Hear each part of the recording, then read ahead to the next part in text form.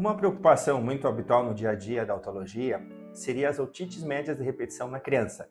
Quando que a gente opera? Isso é uma preocupação diária dos pais, principalmente por quê? Porque a criança ela tem falta escolar, ela tem que usar muitos antibióticos, a gente sabe que tem febre, tem dor, tem aquela secreção que é bastante desagradável para a família.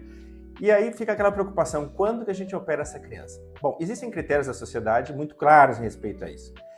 Um deles, que é um critério relativo, por que é relativo? Porque muitas vezes a gente não consegue acompanhar diretamente o paciente. Seria o número de otites que tem durante o ano.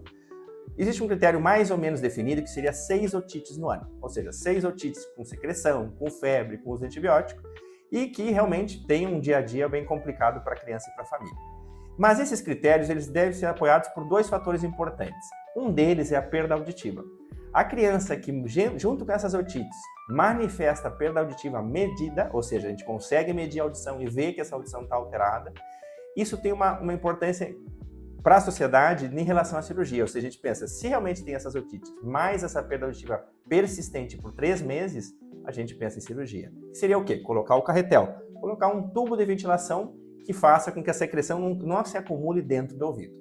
O segundo critério importante seria a criança que tem um atraso na fala. O que significa isso? Em relação às crianças da mesma idade, mais ou menos a professora, a fono, alguma pedagoga começa a observar que ela tem um atraso em relação às outras crianças. Essa criança tem que ser avaliada com certo cuidado. Por quê? Porque geralmente, até os 7 anos, é a formação da fala da criança. Então a cirurgia, que seria a mesma cirurgia em geral, colocar o carretel, serve para que desenvolva melhor a audição e ao mesmo tempo melhore a fala. Então, resumindo, as principais indicações para a cirurgia seria tenha muitas otites, no mínimo 6 ao ano, e que junto tenha ou um atraso de fala ou uma perda auditiva.